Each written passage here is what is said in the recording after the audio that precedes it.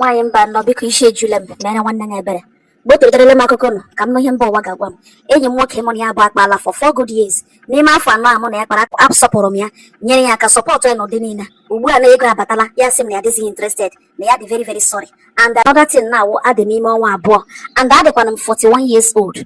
Ya sị m na m gaghị ewepụga nwa ahụ, na m chọkwa ịwụ single mother, na m ga-awụ single mother, na ya achọghị ịdị involved, na m ga-wepụ nwa ahụ. Mana ihe na-agbagwojuzi m anya ugbu a wụ enyi ya nwoke bịazi sị na ya dị interested in me, na m biko na ya chọrọ ịlụ m, ya hụrụ m n'anya, na ya m gaghị ewepụga nwa ahụ, ya chọghị ihe ọ ga-awa ebido echi enyi ya nwoke na-abịa eme intrude na m wepụga nwa ahụ, na ya kwere m nkwa na ya ga-akwụ ụgwọ isi m lụọ m. Nwaanyị mba na don't know what to do. Mgbe o toderele m ihe na ka m mara ihe mba ụwa ga-agwa m. Isi juru m